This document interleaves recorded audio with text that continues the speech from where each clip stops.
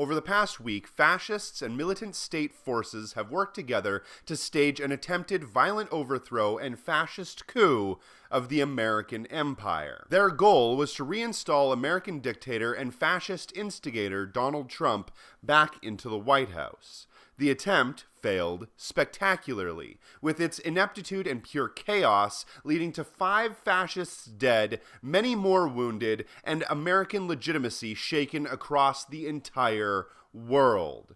All of this, and it's only the first week of 2021. Hi, my name is Aaron, this is my show Reeducation, and today we're going to talk about the attempted American fascist coup.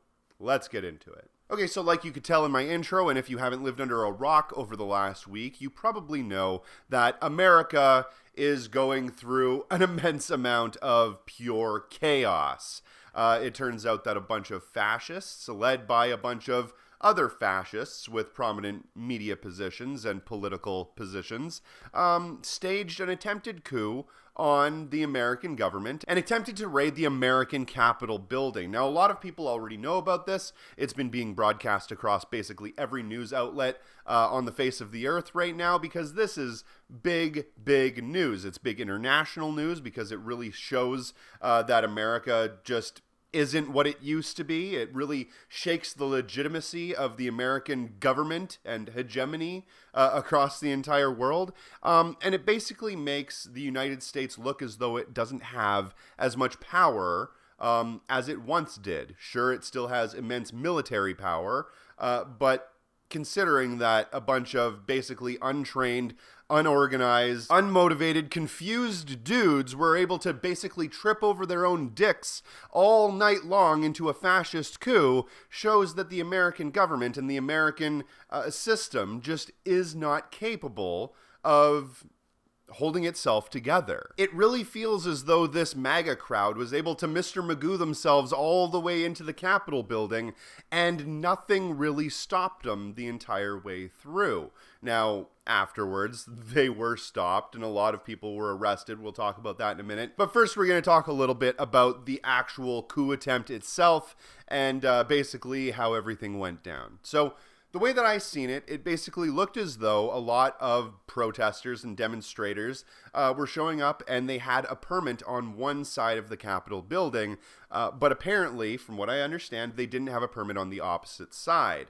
One side had a scaffolding erected, a bunch of other things were going on, and a lot of it was barricaded off. Being that this day was being broadcast for literal weeks now as being the most important day ever, a lot of people were thinking it was going to be the start of a civil war. A lot of the fascists that showed up expected that they were going to do something very dangerous. They expected that they were going to walk into the Capitol and basically take it over. They expected that they were going to walk into the Capitol by force if necessary, and they were going to take back the government for their God King Trump. And it didn't really turn out so well. Almost immediately, a lot of these MAGA crowd people realized that the police weren't actually going to be on their side on this one, or at least some of the police weren't.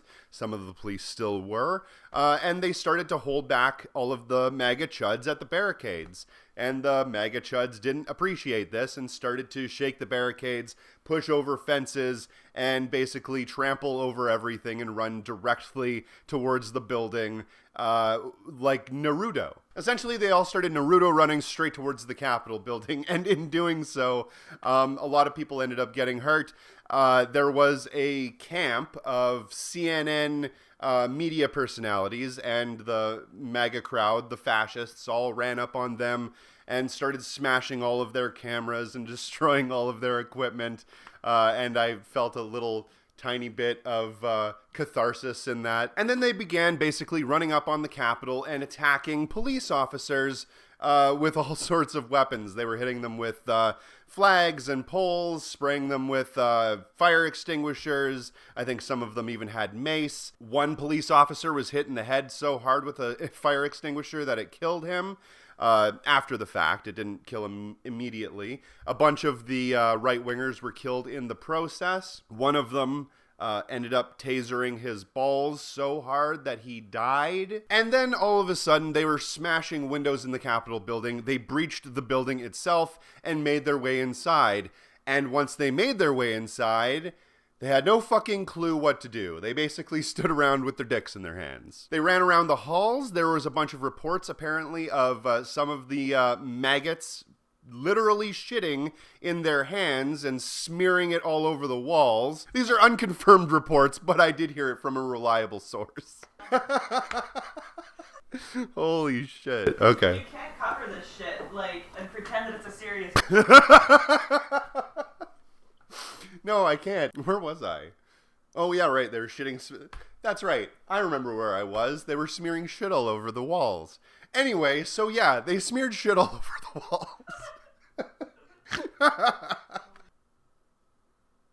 Among other things, they smashed a lot of windows, broke a lot of doors, and in doing so, it appeared that a couple of the MAGA fascists got a little bit too close to some of the senators, or at least to some of the Secret Service, and one of them got murked. They got knocked out pretty fucking immediately. I seen them get hauled away on a stretcher. I believe that they were pronounced dead once they arrived at the hospital. Though honestly, if you watch the videos, it really didn't look like they were going to make it in the first place. There's also a lot of other images that we've seen where there were Secret Service agents pointing their pistols at individuals that were trying to smash through doors, smash through windows. So this wasn't necessarily an entirely orchestrated event.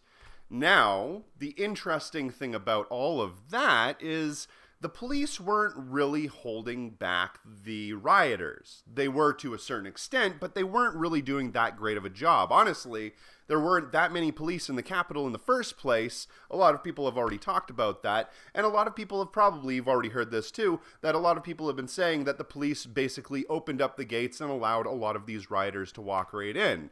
Not only were they opening up gates, they were in fact holding open doors. They were waving people through.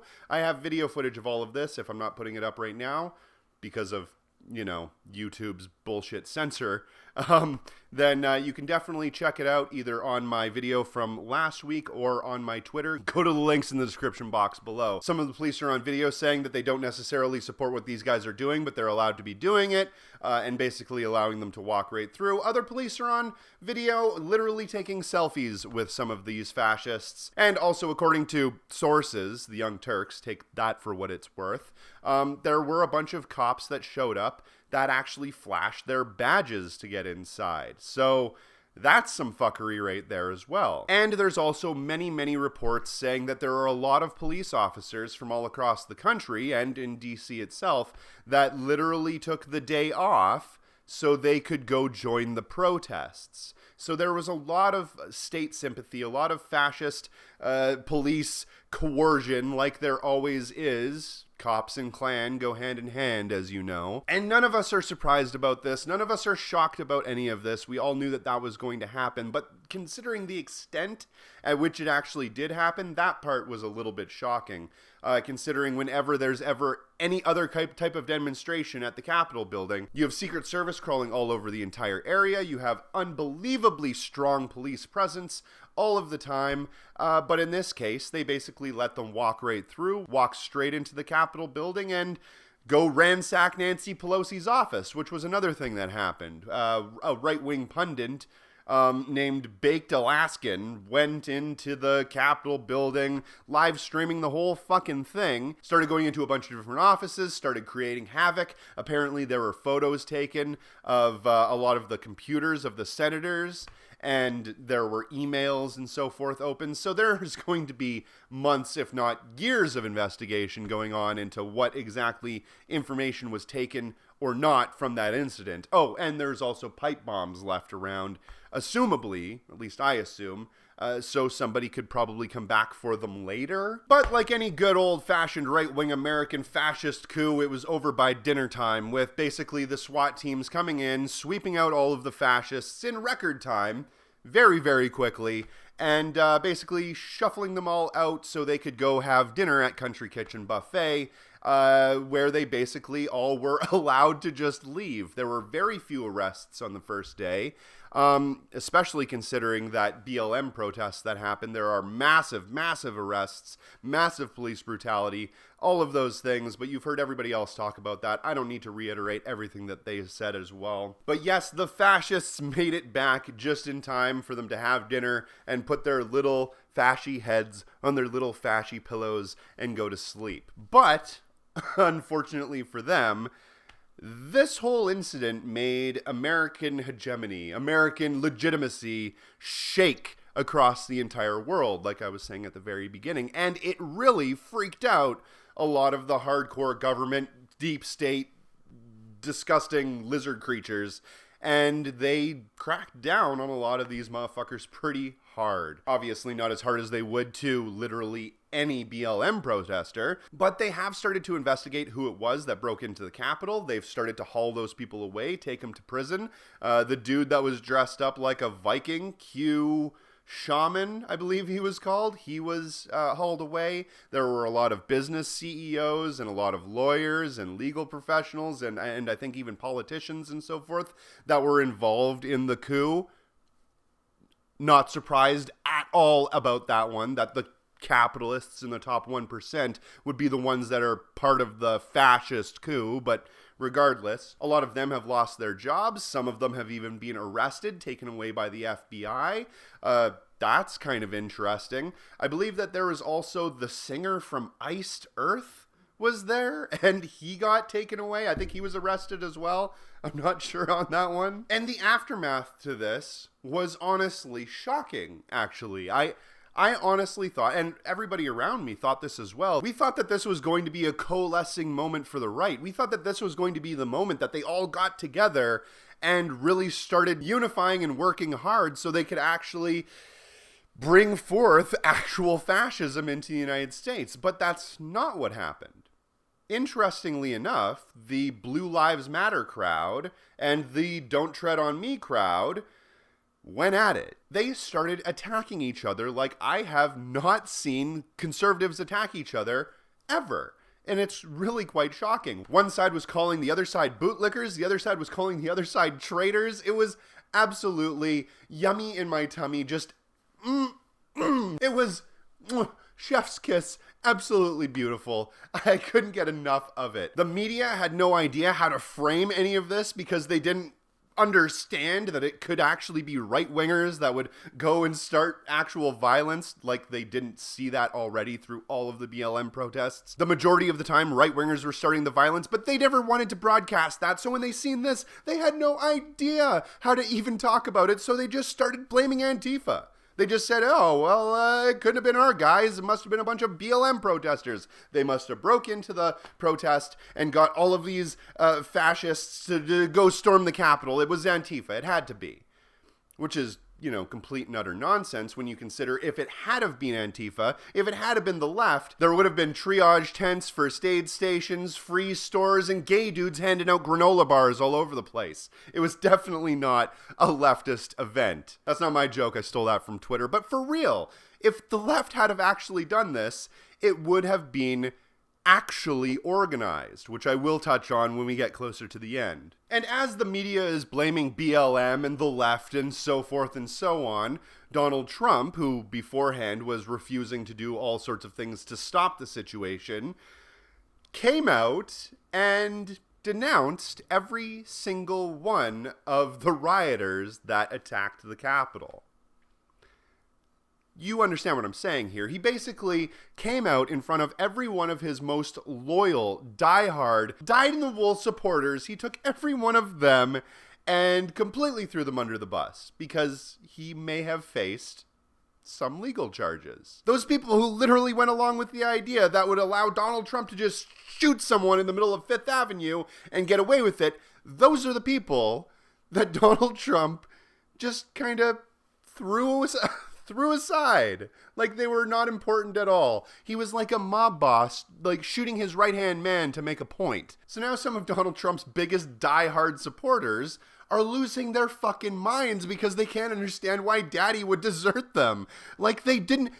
All they had to do was just look at literally Donald Trump Jr.'s life, and they would have realized that that's exactly what Donald Trump would do. Now, a lot of people probably think that Donald Trump came out against all of his little fascist followers because it had something to do with politics or something like that. I think that it mainly had to do with the legal aspect, but also they probably told him that they were going to delete his Twitter. And that, to Donald Trump, is the most important thing on the face of the earth, is maintaining his Twitter presence.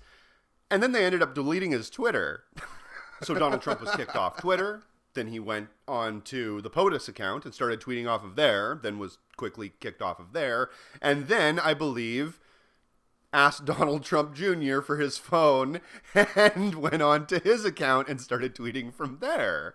And I believe that account was also suspended as well. Then on top of all of that, the liberals and the Lincoln Project conservatives literally have their hair on fire and their little panties in a bunch because it made the American government look illegitimate across the entire world.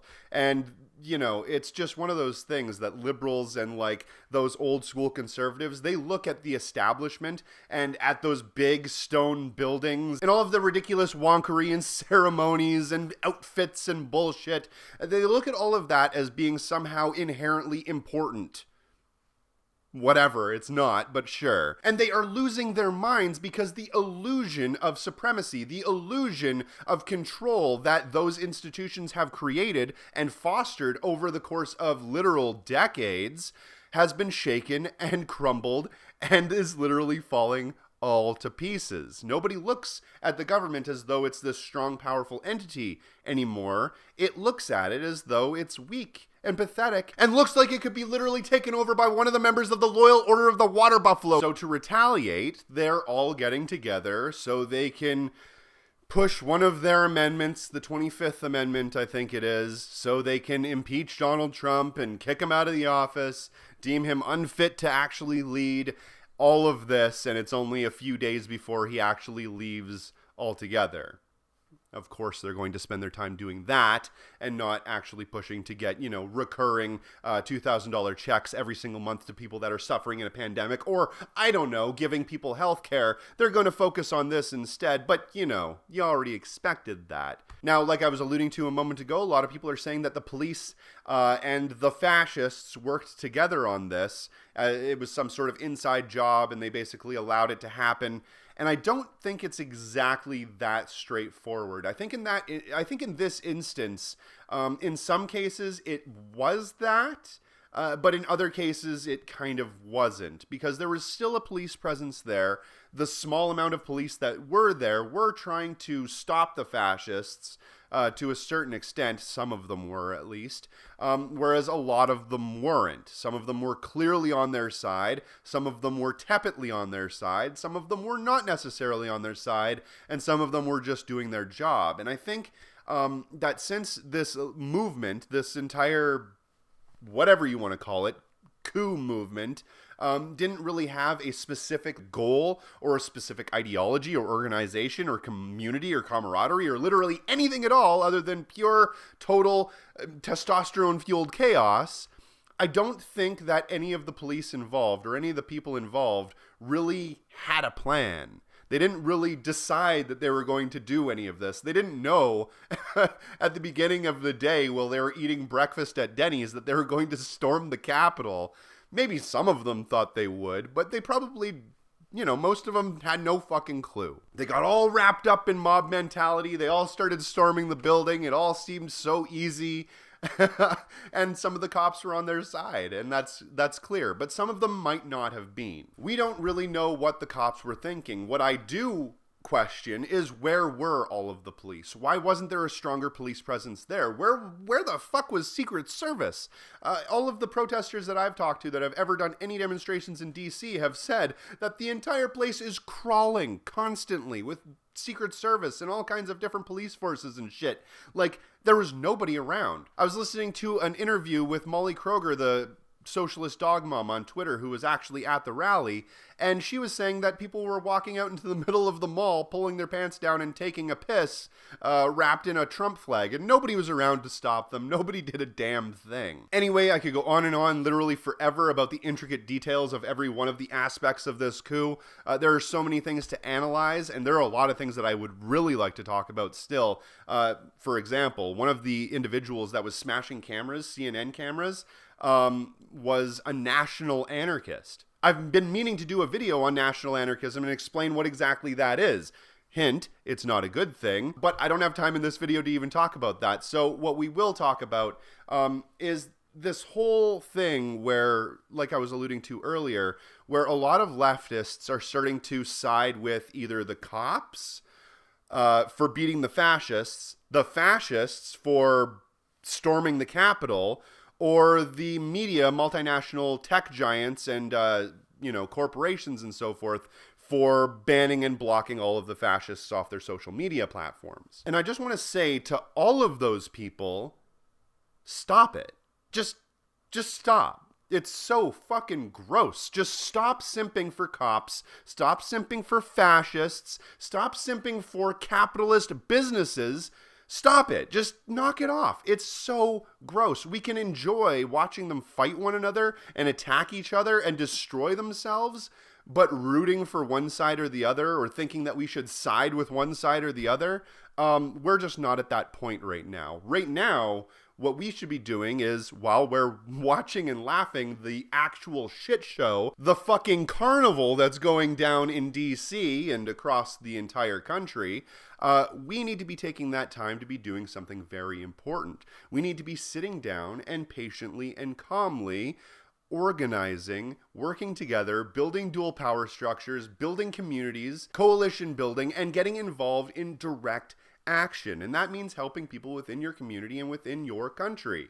You can do that through many different means. I have an entire playlist called Praxis, which I'll link at the end of this video, which you should check out. And it talks a lot about different methods that we can use in regards to direct action to actually make things better. That's what we need to do. We need to patiently work on building dual power structures and actually building the revolution so that when it comes time to actually take up arms, we'll be prepared. We'll have a lot of the people in our own communities on our side, and we'll be able to work together to usher in a new system to take the place of the collapsed old one. I've been talking about this for months now. That needs to be the plan moving forward. Now, before I go, I just want to chuckle a little bit about how unbelievably unorganized all of this was. Like I said at the beginning, they were literally tripping over their own dicks into a fucking coup the entire night. They were falling on their own faces, and they literally had no idea what they were doing, while, in the meantime, BLM and anarchists and socialists and leftists have been practicing nearly every single night for the past year on how to do exactly these sorts of things. We are highly organized, we are highly motivated, and we actually have a goal and a plan. Like I was saying before, if this had been organized by the left, we would have had all of the amenities, all of the things needed to actually sustain a real, actual protest, and not just some sporadic testosterone-fueled chaos like we actually see now. And I think that that's a great thing, and I think that all of us need to be working exactly in that field. We need to be making sure that we are organized and we are actually able to do the real thing when the real thing needs to be done. So get out there, get active. Politics is not a spectator sport. And join up with a local anarchist, socialist, communist, or leftist organization. Get involved, and that's all I have to say about it. If you do get a chance, please check out all the links in the description box below. Hit that little bell button, because you know that they are not going to let you know when I release a new video. And make sure you're subscribed, because they're unsubscribing people every single day. And also check out my merch store. I got all kinds of really awesome anarchist t-shirts and merch that you can get. And definitely please help me out by funding my direct action campaign. We are trying to basically help people through direct action, and every dollar that you donate definitely helps. So thank you very much for watching. Have a nice day.